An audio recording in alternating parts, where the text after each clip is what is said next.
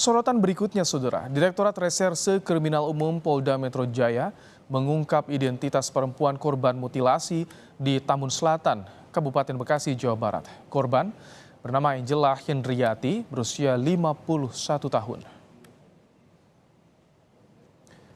Inilah foto korban mutilasi Angela Hendriati Wahyuningsih.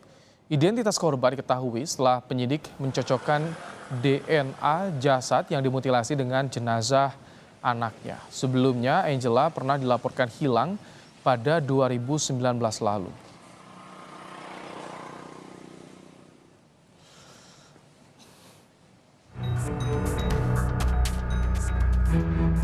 Angela Hendriati, perempuan korban pembunuhan dengan mutilasi ini, pernah dilaporkan hilang oleh keluarganya sejak 2019 lalu.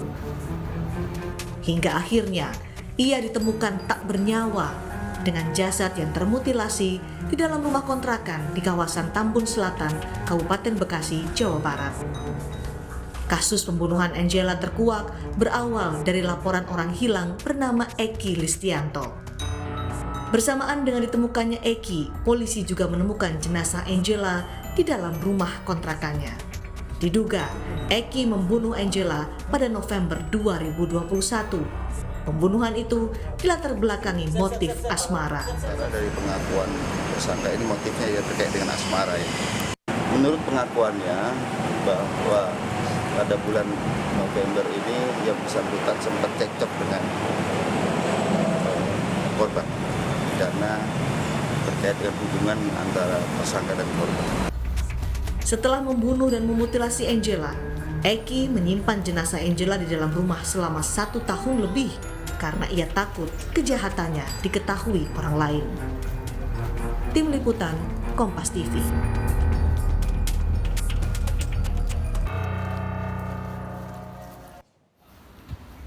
Eki Listianto ditetapkan sebagai tersangka setelah polisi mendapati jasad Angela Hendriati di kontrakan tersangka dalam keadaan termutilasi.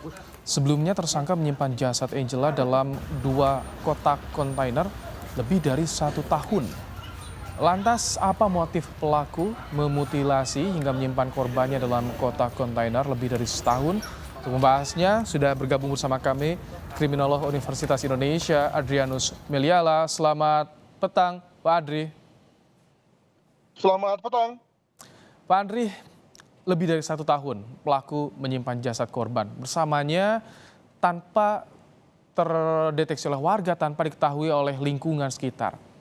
Apa sebetulnya yang mendorong pelaku melakukan seperti itu? Motif apa sih Pak Adri yang biasanya terjadi? Ya, sebelumnya perlu saya katakan bahwa memang kasus ini berbeda dari kecenderungan data yang ada. Di mana kalau kasus mutilasi itu kemudian dilanjutkan dengan pembuangan jasad dari orang yang dimutilasi tersebut. Bisa dengan cara dimakamkan, dengan cara dibuang satu tempat, atau dibuang dengan cara diurai, bagian-bagiannya dilempar ke satu tempat, ke berbagai tempat, ada yang dibakar, tapi tidak pernah ditemukan ada kasus mutilasi yang kemudian jasadnya disimpan di rumah tersangka. Mengapa demikian? Karena sebetulnya kan esensi daripada mutilasi adalah agar si tersangka tidak usah melarikan diri dengan cara menghilangkan jati diri si korbannya. Nah ini kan lucu ini. Satu pihak dia memutilasi, dia membunuh korban, dilanjutkan dengan mutilasi korban, tapi kemudian jasadnya disimpan. Amat pede gitu ya. Jadi agak paradoks ini.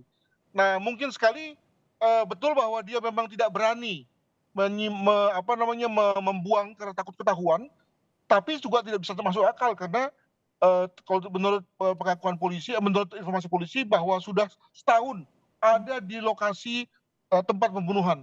Nah, saya lalu berpikir bahwa jangan-jangan memang ini orang ada penyakit jiwanya ini, ya senang atau terbiasa atau tidak merasa terganggu dengan adanya jasad di seputar lokasi di mana dia berada, sebab bisa dibayangkan bahwa pada hari-hari pertama jasad itu dibunuh pasti baunya lumayan itu, demikian. Iya, sampai 1 tahun jika alasannya takut ketahuan warga itu tidak masuk akal. Artinya ada juga faktor kejiwaan yang mendorong pelaku melakukan seperti itu, Pak Andri. Betul, jadi kalau kita bicara mengenai beberapa kasus eksentrik ya terutama dari mancanegara ya. Contoh misalnya seorang yang kita sebut sebagai Jeffrey Dahmer namanya. Laki-laki yang sengaja yang biasa membunuh sampai sekitar 30 pasangan-pasangan homonya, dan kemudian dia cacah pasangan homonya itu, lalu kemudian dia simpan di lemari esnya, gitu, di lemari esnya. Jadi bayangkan kegangguan jiwa yang dia miliki, bukan hanya kemampuan membunuhnya, bukan hanya kemampuan memutilasinya, tapi juga kemudian dia simpan di lemari esnya, seterusnya sampai kemudian dia digerebek oleh kepolisian. Nah, apakah yang bersangkutan ini juga memiliki gangguan jiwa seperti itu? Saya kira dalam hal ini adalah wajar kalau kemudian polisi didampingi, ya, atau minta bantuan dari orang-orang ahli seperti psikolog untuk kemudian mengetahui kejiwaan yang bersangkutan. Demikian. Kalau soal motif asmara, apa saja itu yang bisa didalami? Karena katanya pelaku tidak terima diminta menikah dengan korban. Ya, tentu itu amat personal ya. Ada orang yang mungkin menyikapi tuntutan untuk bertanggung jawab dari segi persidangan itu dengan caranya amat ekstrim. Ada yang mungkin dengan cara regresif, misalnya membunuh diri sendiri. Tapi dengan caranya ada juga yang dengan cara amat agresif, yakni membunuh korban, bisa aja, ya kan? Jadi saya kira dalam hal ini amat personal lah, ya, masing-masing orang dalam rangka merespons ketika diminta pertanggungjawaban dari segi persidangannya. Yang saya tidak bisa mengerti adalah bahwa sudah dibunuh, dimutilasi, tapi kemudian disimpan. Karena itu kan amat paradoks dengan dengan tujuan daripada mutilasi tadi. Mutilasi adalah agar membuat orang tidak tahu hubungan antara dia dengan korban. Tapi kalau dia tidak kalau dia tidak kemudian mengemubikannya, memakamkannya atau membuatnya, nah kan lalu kemudian dengan mudah seperti sekarang dengan mudah lalu kemudian polisi melihat bahwa ada kaitan antara korban dengan tersangka, ya kan? Begitu.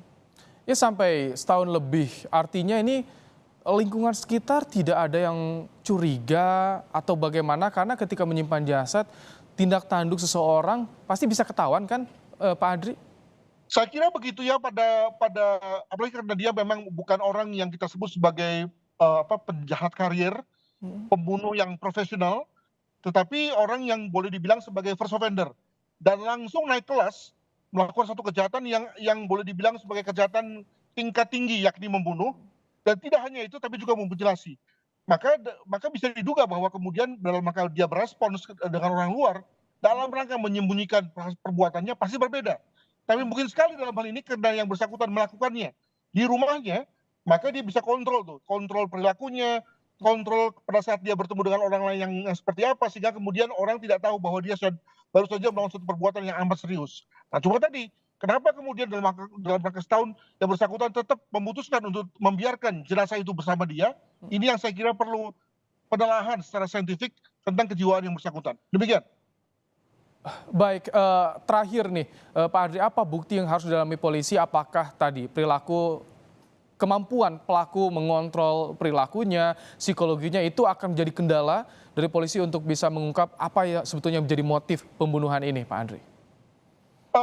Sebetulnya kalau dilihat dari, sekali lagi saya bicara data ya, dari sekitar 250-an kasus mutilasi yang pernah terjadi di Indonesia, maka yang pertama adalah bahwa umumnya pelakunya bukan orang yang punya gangguan jiwa, tapi orang-orang normal yang memang berpikir untung rugi. Daripada saya yang lari, mendingan si korban yang kemudian saya kerjain sedemikian rupa, misalnya dengan cara mutilasi, sehingga saya bisa hidup normal. Bukankah itu suatu pilihan yang rasional kan?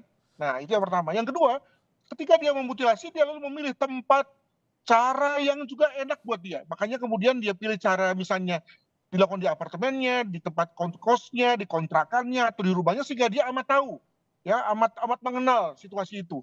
Termasuk juga misalnya dalam rangka membuang darah, bagaimana cara membuang darahnya, lalu kemudian dia bagaimana membungkusnya dan seterusnya. Nah, kelihatannya ini juga terjadi pada kasus Eki ini, di mana dia memang melakukan satu kalkulasi dan kemudian memilih tempatnya.